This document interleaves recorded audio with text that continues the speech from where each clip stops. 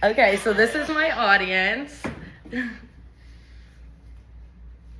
I do have my niece and nephew in the crowd, so if they are a little noisy, I apologize. When I was in a dental assisting school, we were required to do each procedure and practice assisting it. And when we had to do the amalgam or silver colored fillings, we were explicitly told not to let the material get on our skin. And my first thought was, why on earth are we putting this material in somebody's mouth if they're not allowed to even get it on their skin? That was the first time I had ever questioned standard dentistry. And today I'm going to be going over how biological dentistry or holistic dentistry works. So according to the IAOMT website, this stands for International Association of Metal Toxicity. I'll be referring to them a lot, so I'm going to use the abbreviation. But biological dentistry is a philosophy of dental care, not a specialty, and it emphasizes using the least toxic materials and techniques while considering how oral health affects full body health. So today I'm going to be discussing root canals, amalgam fillings, and a tooth meridian chart and how they are used in biological dentistry. So moving into my first topic, amalgam fillings, also those silver colored fillings that a lot of people have. The FDA in 2026 stated that amalgam fillings are 50% mercury by weight. So the remaining is silver, tin, copper, and sometimes zinc. The National Institute of Dental and Craniofacial Research in 2020 states that mercury is a neurotoxin. It depends on the form, amount, and the duration in which you're exposed. It affects the nervous system and the kidneys. So the FDA states that anyone who is pregnant, planning to be pregnant, nursing, any children under 6, anyone with a neurological disease, anyone with impaired kidney function or susceptible to allergies to metals should not get these fillings and should use a more biocompatible product like composite or ceramic. That's a big group of people. The IOAMT website in 2026 also states that removing these fillings actually is more dangerous than keeping them in due to when you drill on the amalgam fillings, they turn into a vapor, and that can tend to leave you more susceptible to exposure. However, if you're working with a biological dentist to remove these fillings, they will use the SMART technique, which is the safe mercury amalgam technique. This is where you fully drape the patient, you fully drape the dental staff, you use an air vacuum in order to catch the mercury vapors, you open a window, the patient will be put on oxygen in order to not inhale the mercury vapors. So if you go to a biological dentist, those are the only ones who are going to use the SMART technique. So in conclusion, I guess the risk of being exposed to mercury is less safe than using the cheaper filling. These fillings are banned in European countries and still being done in the US today. A biological dentist will use the SMART technique, whereas a traditional dentist will just go in and drill the filling right out, leaving all parties susceptible to being exposed.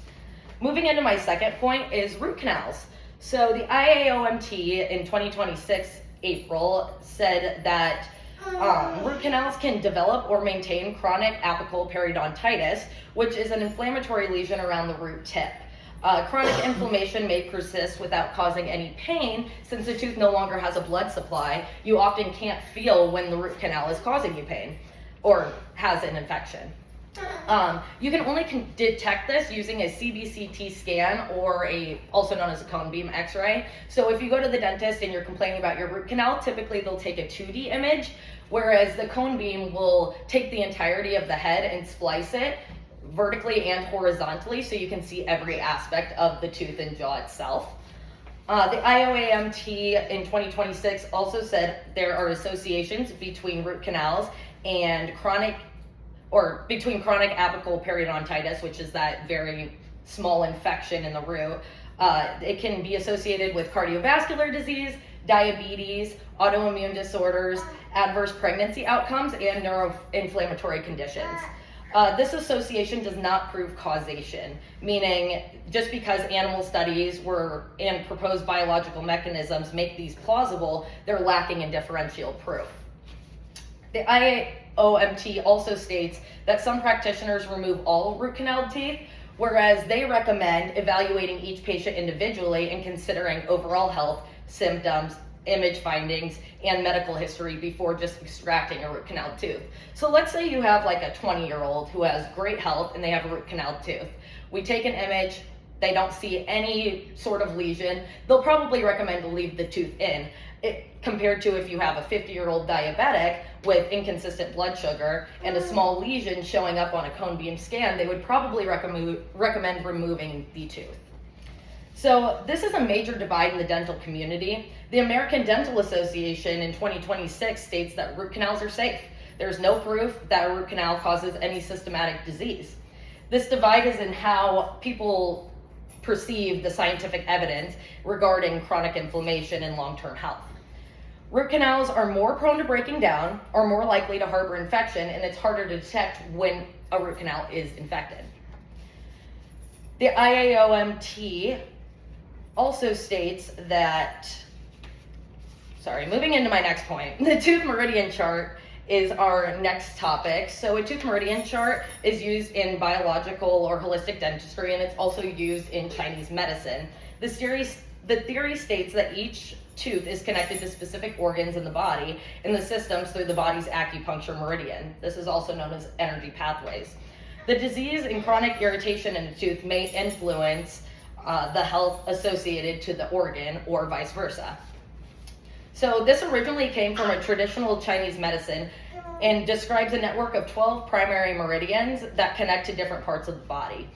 German physician and dentist Reinhold Wohl developed an electroacupuncture according to Wohl, and it's also known as EAV, in the mid-20th century. He proposed that teeth could be evaluated through acupuncture meridians and electrical measurements.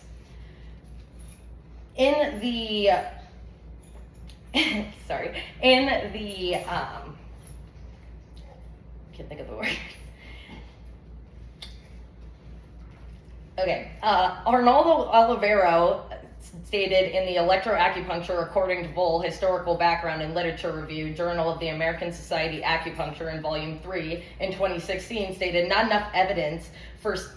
not enough evidence for standard medicine to acknowledge these energy pathways. However, biological dentists often apply EAV to their practices. So EAV is done often in biological dentist practices, and they essentially have a patient hold a metal electrode in one hand, and the practitioner touches the specific acupuncture points with a handheld probe. The device applies a very small electrical current and measures the electrical resistance or conductance of the skin in those points. They interpret the changes in these readings as a reflection of the functional state of the organs or tissue associated with those teeth. The IAOMT in 2026 states that dentists who use EAV do not measure the electrical current directly from the tooth, but they measure the acupuncture points in which they believe the teeth correspond. So EAV is used to evaluate root canal contributing to chronic inflammation in a specific organ, biocompatibility, so if somebody has an allergy to a certain material that is in their tooth, cavitations or cavitations, which is infection in the jawbone after an extraction, oral galvanism, which is when two metals in the mouth are reacting and emitting more energy than what is normally emitted through your teeth. So I have just discussed my third main point. Standard dentistry does not recognize these meridians while they are widely used in biological dentistry. As stated before, holistic dentists look into full body health, whereas a standard dentist kind of just sticks to the head in general. Each one of our body parts does emit some magnitude of energy, and the debate is whether these currents are significant to oral and full body health.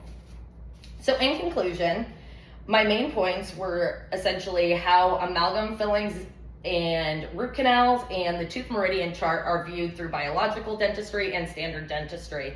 I love disagreements when it comes to the medical field. I think that's how we grow and evolutionize and become more advanced in the medical world. I'm not attempting to convince you to associate with biological dentistry. I'm just trying to inform you on the findings of doctors who do associate with holistic standpoints. So today I went over the dangers of heavy metals and why biological dentists do not recommend getting amalgams put in or taken out without using the SMART technique, why root canal therapy is frowned upon, and how the tooth meridian chart plays a role in diagnostics when going to a biological dentist. Thank you.